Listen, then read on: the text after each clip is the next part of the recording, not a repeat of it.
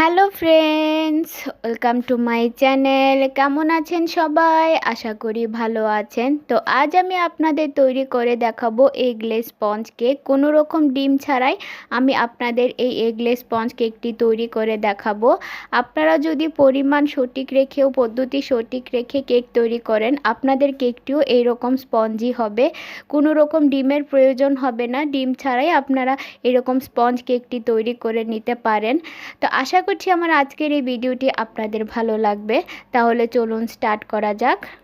তো সবার প্রথমে আমি কেক মোল্ডটিকে রেডি করে নেব। তো এখানে নিয়েছি আমি 6 ইঞ্চি সাইজের একটি কেক মোল্ড। এখন এই মোল্ডের মধ্যে আমি দিয়ে দিব কিছুটা পরিমাণ সাদা তেল। এখন তেলটাকে দিয়ে আমি মোল্ডের গায়ে খুব ভালো করে ব্রাশ করে নেব। তো মোল্ডের নিচের দিক থেকে এই তেলটাকে ব্রাশ করে নিতে হবে, সাইডে কোনোভাবেই তেল ব্রাশ করা যাবে না, এতে করে কেকটা চুপসে যেতে পারে। তো এখানে নিয়েছি আমি একটা পেপারের কাগজ, সেটাকে আমি এই মোল্ডের সাইজ করে কেটে নিয়েছি। এখন এই পেপারটাকে আমি মোল্ডের মধ্যে খুব সুন্দর করে সেট করে দিলাম। এখন এই মোল্ডটাকে আমি সাইডে রেখে দেব। এখন আমি শুকনো উপকরণগুলোকে চেলে নেব। এখানে নিয়েছি একটা বাটি, তার উপর নিয়ে নিলাম আমি একটা চালনি, তারপর দিয়ে দিচ্ছি আমি এখানে 1 কাপ ময়দা। তো আমি এখানে প্যাকেটের ময়দাটা ইউজ করছি, আপনারা চাইলে খোলা ময়দাটাও ইউজ করতে পারেন। এখন ময়দাটাকে আমি খুব ভালো করে চেলে নেব। শুকনো উপকরণগুলোকে অবশ্যই ভালো করে 2 থেকে 3 বারের মতো চেলে নিতে হবে। এখন এর মধ্যে দিয়ে দিচ্ছি আমি 1/4 কাপ গুঁড়া দুধ। তো গুঁড়া দুধ দিলে এই কেকটার টেস্ট খুব ভালো আসে, তাই গুঁড়া দুধটা দেওয়ার অবশ্যই চেষ্টা করবেন। তারপর এখানে দিয়ে দিচ্ছি 1 চা চামচ বেকিং পাউডার আর দিয়ে দিচ্ছি 1/4 চা চামচ বেকিং সোডা। এখন এটাকে দিয়েও আমি খুব ভালো করে এগুলোকে চেলে নেব। তো এগুলোকে আমি খুব ভালোভাবে চেলে নিয়েছি। এখানে দিয়ে দিচ্ছি আমি 1 চিমটি পরিমাণ লবণ। এখন সমস্ত উপকরণগুলোকে একটা চামচের সাহায্যে আমি ভালো করে নেড়ে চেড়ে মিশিয়ে নিব।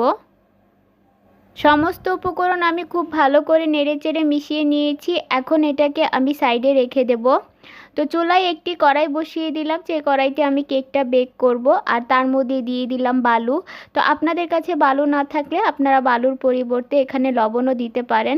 এখন এটাকে আমি মিডিয়াম আঁচে রেখে দেব। এটা প্রিহিট হতে থাক, ততক্ষণে আমি কেকের ব্যাটারটাকে তৈরি করে নেব।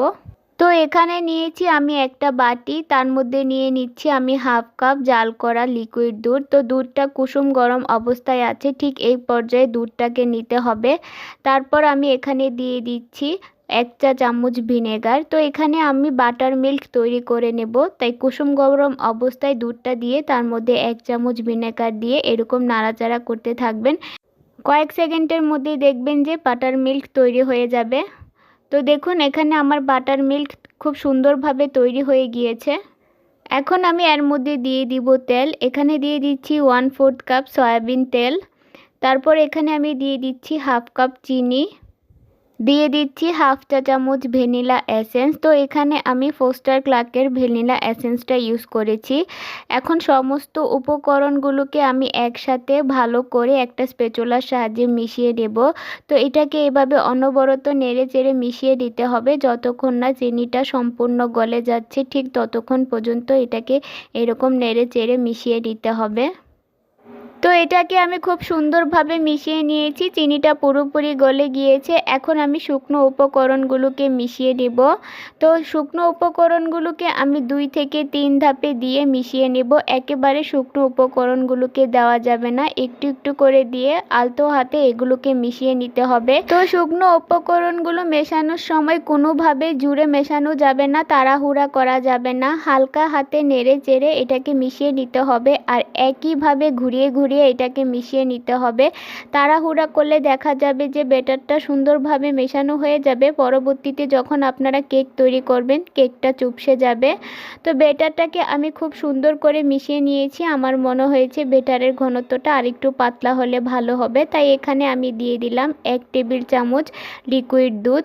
এই দুধটাকে দিয়ে আমি খুব ভালো করে নেড়ে চেড়ে মিশিয়ে নিলাম।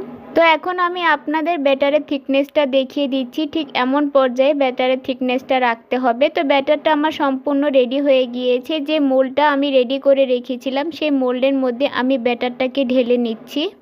এখন একটা টুথপিকের সাহায্যে আমি ব্যাটারটাকে এরকম করে দিচ্ছি, এতে করে ব্যাটারের ভিতর কোনো এয়ার বাবলস থাকলে সেটা বের হয়ে যাবে।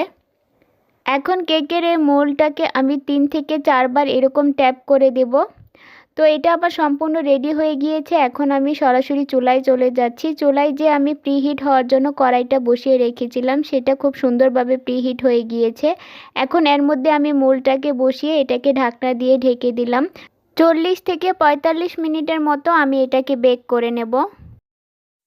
তো 45 মিনিট হয়ে গিয়েছে, আমি ঢাকনাটাকে উঠিয়ে নিচ্ছি।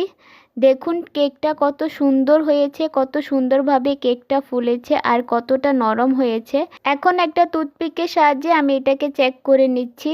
দেখুন টুথপিকটা ক্লিন এসেছে, তার মানে কেকটা পুরোপুরি হয়ে গিয়েছে। এখন কেকটাকে আমি নামিয়ে নিলাম। তারপর কেকটাকে ঢাকনা দিয়ে ঢেকে রেখে দেব আর পুরোপুরি ঠান্ডা করে নেব। এতে করে কেকটা সফট থাকবে আর ঠান্ডা হয়ে যাবে। তো কেকটাকে আমি ঢাকনা দিয়ে ঢেকে পুরোপুরি ঠান্ডা করে নিয়েছি। দেখুন কেকটা এক ফোঁটাও চুপসে যায়নি।